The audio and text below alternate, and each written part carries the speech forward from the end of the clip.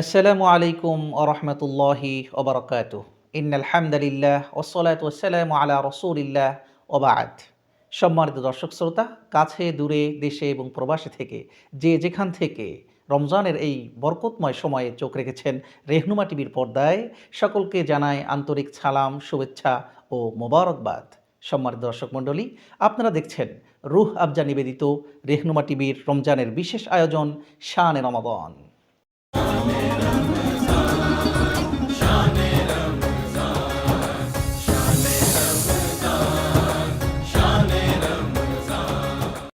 অনুষ্ঠানের পুরোটা সময় জুড়ে আমি আপনাদের সাথে রয়েছি মাওলানা রেদওয়ানুল করিম, এবং আমাদের স্টুডিওতে আজকের পর্বের মেহমান হিসেবে উপস্থিত আছেন যোগ্যবিজ্ঞ আলেমে দ্বীন, বিশিষ্ট মিডিয়া ব্যক্তিত্ব জনাব হযরত মাওলানা শেখ মারুফ হাসান সিদ্দিকী। আসসালামু আলাইকুম ওয়া রাহমাতুল্লাহ। ওয়ালাইকুম আসসালাম ওয়া রাহমাতুল্লাহি ওয়া বারাকাতুহু। সম্মানিত মোহতারম, কেমন আছেন? জি, আলহামদুলিল্লাহ ভালো আছি। আপনি কেমন আছেন? আলহামদুলিল্লাহ, আমিও ভালো আছি। সম্মানিত দর্শক মণ্ডলী, আজকের পর্বে আমাদের আলোচনার বিষয় ইসলামের অত্যন্ত গুরুত্বপূর্ণ একটি বিষয়, আর তা হলো সওম তথা রোজা সম্পর্কে। আমরা শুরুতে চলে যাচ্ছি সম্মানিত মোহতারামের কাছে। ইসলামে কোরআন এবং হাদিসের আলোকে সওমের গুরুত্ব কতটুকু? ইন্নাল হামদালিল্লাহ ওয়াসসালাতু ওয়াসসালামু আলা রাসূলিল্লাহ ওয়া বা'দ। দেখুন, রোজা, সাওম এটা ইসলামের অত্যন্ত গুরুত্বপূর্ণ একটি বিধান এবং আল্লাহ তাআলার কাছেও এটা অতি গুরুত্বপূর্ণ এবং এটি ইসলামের একটি ফরজ ইবাদত। এই সাওম বা রোজাকে মহান আল্লাহ তাআলা বিশ্ববাসীর জন্য, প্রত্যেকটি মুমিন মুমিনাতের জন্য ফরজ করে দিয়েছেন। এ ব্যাপারে কোরআনুল কারীমের সূরা বাকারার 183 নম্বর আয়াতে বিস্তারিত ব্যাখ্যা করেছেন মুফাসসিরিনে কেরামগণ। সেখানে আল্লাহ তাআলা ইরশাদ করছেন, ইয়া আইয়ুহাল্লাযীনা আমানু কুতিবা আলাইকুমুস সিয়াম কামা কুতিবা আলাল্লাযীনা মিন ক্বাবলিকুম লাআল্লাকুম তাত্তাকুন। বলা হচ্ছে, হে ঈমানদারগণ, তোমাদের উপরে মহান আল্লাহ তাআলা রমাদানের রোজাকে ফরজ করে দিয়েছেন, যেমনটি তোমাদের পূর্ববর্তী নবীর উম্মতগণের উপরে ফরজ করে দেওয়া হয়েছিল, লাআল্লাকুম তাত্তাকুন, যাতে করে তোমরা মুত্তাকি হতে পারো, তাকওয়া নিজেদের মধ্যে অবলম্বন করতে পারো। এখান থেকে বোঝা যায় যে পরিষ্কারভাবে মহান আল্লাহ তাআলা কিন্তু রমাদানের রোজাকে উম্মতে মুহাম্মাদের জন্য ফরজ করে দিয়েছেন। এখন আপনি যেহেতু জিজ্ঞেস করেছেন যে রমাদানের রোজার গুরুত্ব, তো এখান থেকে বোঝা যাচ্ছে যে রমাদানের রোজা হচ্ছে একটি ফরজ ইবাদত, আর ফরজ ইবাদতের গুরুত্ব যতটুকু, এই রোজার গুরুত্ব ততটুকু। দেখুন, ইসলামের মূল যে ভিত্তি রয়েছে পাঁচটি, তার মধ্যে একটি হচ্ছে ওয়াল হাজ্জি ওয়া সাওমি রমাদান।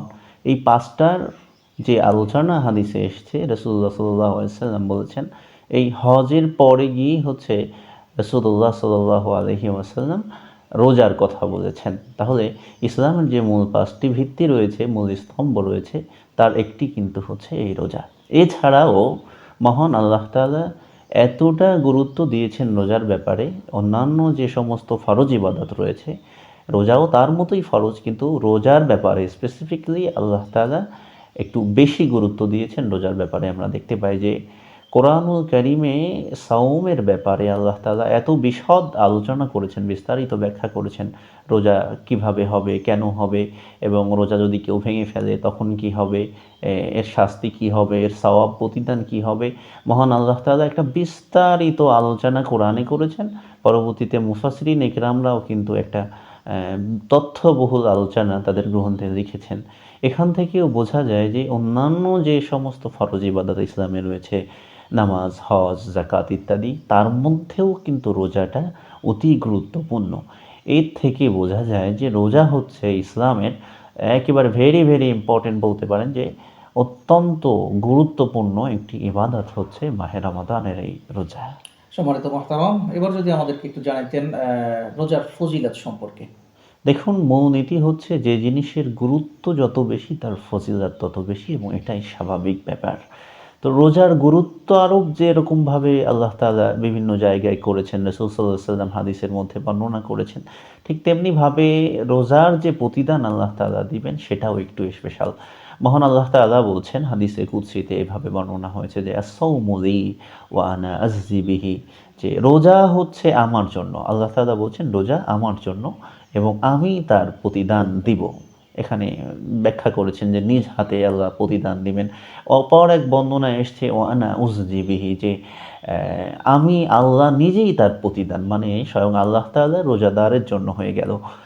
সুবহানাল্লাহি ওয়া সুবহানাল্লাহ, বিহামদি। সুবহানাল্লাহ। এছাড়াও এসছে হাদিস শরীফে বিস্তারিত ব্যাখ্যা আছে। রাসূল সাল্লাল্লাহু আলাইহি ওয়াসাল্লাম বলছেন যে ইসমুহু রায়্যান, একটা জান্নাতের কথা বলা হচ্ছে যে এই জান্নাত আল্লাহ তাআলা স্পেসিফিকলি শুধুমাত্র রোজাদারের জন্য জান্নাতটা স্পেশাল করে রেখে দিয়েছেন। এই রায়্যান নামক জান্নাত আল্লাহ তাআলা রোজাদারকে দান করবেন।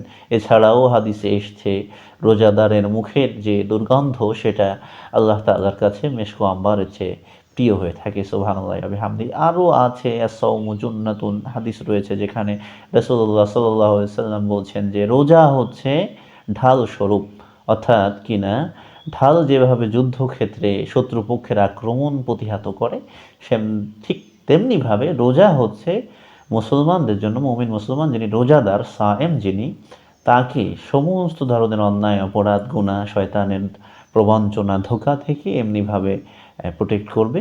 আপনার প্রতিপক্ষের শত্রু পক্ষের আক্রমণ যেভাবে আপনার ঠেকাচ্ছে, ডিফেন্স করছে, ঠিক তেমনিভাবে রোজাও এভাবে কাজ করবে। সম্মানিত মোহতারাম, অসংখ্য ধন্যবাদ আপনাকে। আমরা এবার জানবো, কেউ যদি রোজা ছেড়ে দেয় তাহলে তার বিধান কি ইসলামে? দেখুন, ইসলাম এমন একটি ধর্ম যেখানে আপনার ইন্নাল ইসলাম, এটা ইসলাম ধর্মটা হচ্ছে ইউসরুন। রাসূল বলছেন আল ইসলাম ইউসরুন, ইসলাম হচ্ছে সহজ, সেটা কঠিন কোনো ধর্ম নয়। এখন কেউ যদি মনে করে রোজা আমার জন্য কষ্টসাধ্য হয়ে যাচ্ছে, এখন ছেড়ে দেওয়ার দুইটা পয়েন্ট আছে এখানে, যে দুইভাবে মানুষ ছেড়ে দেয়। একটা হলো কেউ যদি রোজাকেই অস্বীকার করে যে রোজা ইসলামে রোজা নেই, তখন সে তো নির্ঘাত একটি কুফরি করলো। নিছক একটি কুফরি করার কারণে তার ঈমান নষ্ট হয়ে যাবে, সে কাফের হয়ে যাবে। অথবা ইসলামে রোজা আছে আছে, তারপরেও হ্যাঁ। ইচ্ছাকৃতভাবে সে ছেড়ে হ্যাঁ, দেয়, এই একটা তাহলে সে ব্যাপার কাফের যে হয়ে সে যাবে। বিশ্বাস করছে যে রোজা আছে কিন্তু সে রাখছে না, রাখছে না, অবহেলায়। অবহেলা। এখানে কেউ যদি ইচ্ছাকৃতভাবে রোজা ছেড়ে দেয় সে কুফরি সমতুল্য। হযরত ইবনে আব্বাস রাইসুল মুফাসসিরিন তিনি বলছেন যে সে কুফরি সমতুল্য একটা কাজ করলো। একজন মুমিন মুসলমান তার তো আকাঙ্ক্ষা করা উচিত ছিল যে রোজা আমার মাঝে কবে আসবে, এই রহমত বরকতের মাস আসার পরে যে সে ছেড়ে দিল, এটা নিঃসন্দেহে সে একটা কুফরি সমতুল্য কাজ করলো। আর এটা যেহেতু একটি কবিরা গুনাহ, আর কবিরা গুনাহ আমরা জানি একজন মানুষের জাহান্নামী হওয়ার জন্য এতটুকু কিন্তু যথেষ্ট। দ্বিতীয় পয়েন্ট। হ্যাঁ, দ্বিতীয় পয়েন্টটা সেও যদি ছেড়ে দিল, এখন তার জন্য কাজা, প্রথমত কাজা, তারপরে কাফারা। আমরা অনেক সময় গুলিয়ে ফেলি।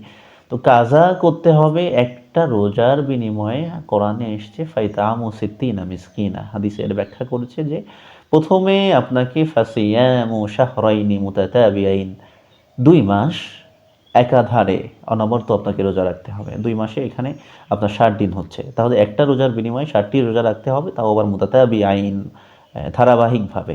এখানে একটা বিষয় লক্ষ্য করতে হবে, যদি কেউ 60টা রোজা রাখতে গিয়ে যে কাফারা আদায় করছে একটি যদি আবার ভেঙে ফেলে, তাহলে কিন্তু আবার তাকে সেই 60টা শুরু থেকে গণনা করে আসতে হবে। এটা একটা অপশন। আর একটা হচ্ছে সে যদি রোজা রাখতে অক্ষম হয় তাহলে ফাইতামু সিত্তিনা মিসকিনা, 60 জন মিসকিনকে সে দুবেলা খাবার প্রদান করবে, যারা অভুক্ত আছে এমন মিসকিনকে। এটাই হচ্ছে তার কাফারা।